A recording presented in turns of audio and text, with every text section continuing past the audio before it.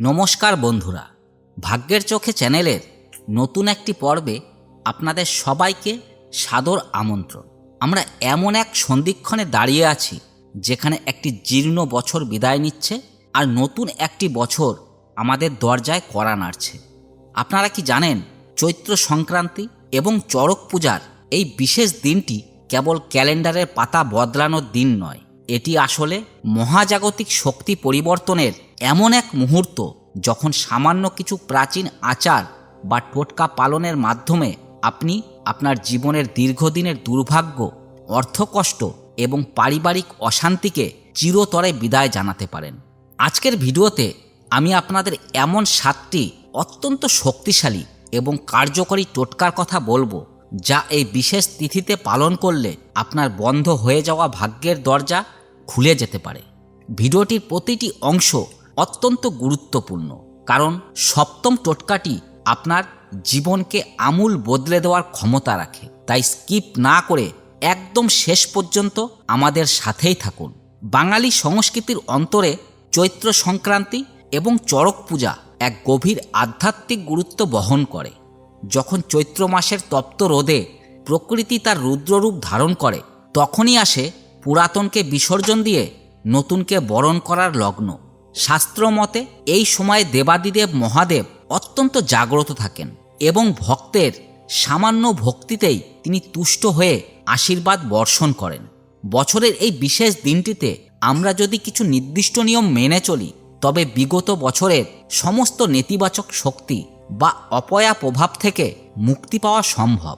প্রথমত, আমাদের বুঝতে হবে যে আমাদের চারপাশের পরিবেশ এবং মনের ভেতরে জমে থাকা নেতিবাচকতা দূর করাই হলো সৌভাগ্য ফেরানোর প্রথম ধাপ। তাই এই বিশেষ দিনে ঘরদোর পরিষ্কার পরিচ্ছন্ন করার পাশাপাশি একটি বিশেষ মিশ্রণ দিয়ে ঘর মোছা অত্যন্ত জরুরি। সামান্য পরিষ্কার জলে কিছুটা গঙ্গা জল, 1 চিমটি লবণ এবং নিম পাতার রস মিশিয়ে যদি সারা ঘরে ছড়িয়ে দেওয়া যায়, তবে ঘরের কোণে লুকিয়ে থাকা অলক্ষী বা নেতিবাচক শক্তি বিদায় নেয়। এটি কেবল পরিষ্কার করার প্রক্রিয়া নয়, বরং এটি একটি তান্ত্রিক শুদ্ধিকরণ যা আপনার বাসস্থানে ইতিবাচক শক্তির প্রবাহ বাড়িয়ে তোলে। দ্বিতীয়ত, চৈত্র সংক্রান্তির দিনে তিতো খাবার একটি প্রাচীন রীতি আমাদের সমাজে প্রচলিত আছে। অনেকেই একে কেবল স্বাস্থ্যের সাথে যুক্ত করেন, কিন্তু এর পেছনে রয়েছে গভীর এক আধ্যাত্মিক রহস্য। নীল পূজার দিন বা চৈত্র সংক্রান্তির সকালে নিম পাতা বা করলা সেবন করলে শরীরের রক্ত শুদ্ধ হওয়ার পাশাপাশি গ্রহদোষের কুপ্রভাব থেকেও মুক্তি পাওয়া যায়। বিশেষ করে যাদের জন্মকুণ্ডলিতে শনি বা রাহুর দশা চলছে, তাদের জন্য এই তিতো খাবার খাওয়ার নিয়মটি এক অমোঘ কবজের মতো কাজ করে। এটি আপনার ভেতরের ক্রোধ এবং আলস্যকে দমন করে আপনাকে নতুন বছরের নতুন চ্যালেঞ্জ গ্রহণ করার জন্য মানসিকভাবে প্রস্তুত করে তোলে। তৃতীয় যে টোটকাটির কথা বলবো, তা মূলত আর্থিক উন্নতির জন্য। চড়ক পূজার দিন শিব মন্দিরে গিয়ে একটি বিশেষ অর্ঘ্য নিবেদন করা উচিত। একটি আস্ত বেলপাতা নিন, যাতে কোনো ছিদ্র নেই, এবং সেই বেলপাতায় চন্দনের ফোঁটা দিয়ে নিজের মনের গোপন ইচ্ছার কথা বলুন। এরপর সেটি শিবলিঙ্গের মাথায় ভক্তি ভরে অর্পণ করুন। বিশ্বাস করা হয় যে এই দিনে মহাদেব মর্তে বিচরণ করেন এবং তার চরণে নিবেদিত এই বেলপাতা আপনার জীবনের চরম অর্থকষ্ট দূর করে অঢেল সৌভাগ্য বয়ে আনতে পারে। বিশেষ করে যারা ব্যবসায়িক মন্দার মধ্যে দিয়ে যাচ্ছেন, তারা এই প্রতিকারটি নিষ্ঠার সাথে করলে ফল পাবেন হাতে নাতে। চতুর্থত, আমাদের প্রত্যেকের জীবনেই কিছু না কিছু শত্রু থাকে, যারা আমাদের অগোচরে ক্ষতি করার চেষ্টা করে। এই শত্রু বিনাশ এবং নজর দোষ থেকে বাঁচতে চৈত্র সংক্রান্তির সন্ধ্যায় বাড়ির প্রধান দরজার সামনে একটি মাটির প্রদীপ জ্বালানো অত্যন্ত শুভ। প্রদীপের সলতেটি যদি কালো তিলের তেলে ভেজানো থাকে, তবে তা আরও শক্তিশালী প্রভাব ফেলে।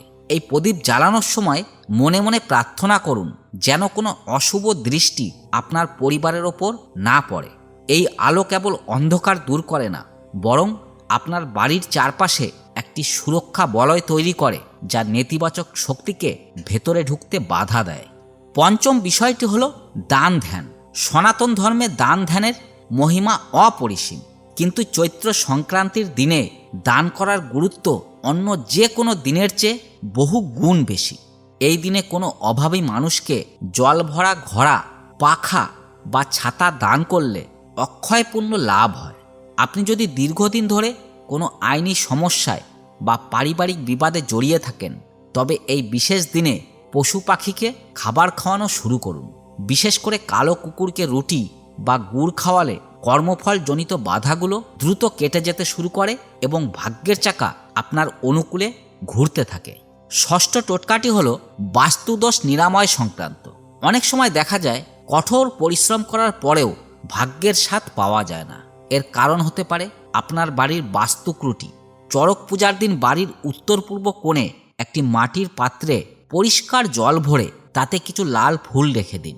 এই সহজ পদ্ধতিটি আপনার বাড়ির ঈশান কোণকে জাগ্রত করবে, যা সুখ, শান্তি ও সমৃদ্ধির আধার। পরদিন সকালে সেই জল কোনো গাছের গোড়ায় ঢেলে দিন। এই ছোট্ট কাজটি আপনার জীবনে শান্তির বাতাবরণ তৈরি করবে এবং পরিবারের সদস্যদের মধ্যে পারস্পরিক সুসম্পর্ক বজায় রাখবে।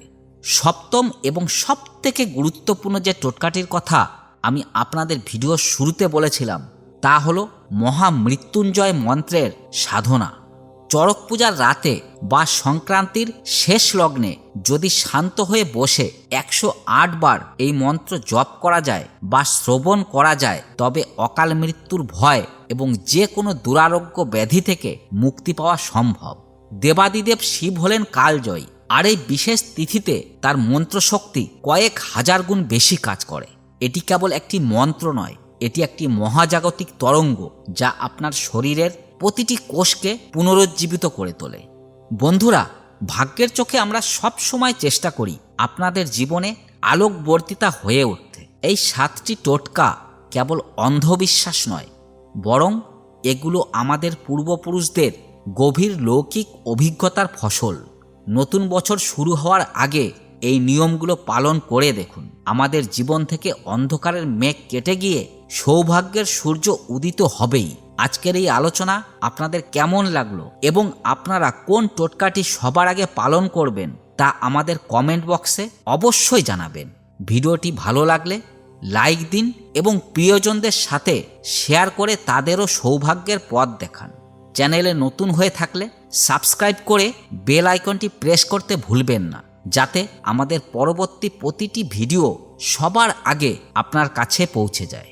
সবাই ভালো থাকুন, সুস্থ থাকুন এবং নতুন বছর সবার জীবনে নিয়ে আসুক অনাবিল আনন্দ ও সমৃদ্ধি। নমস্কার।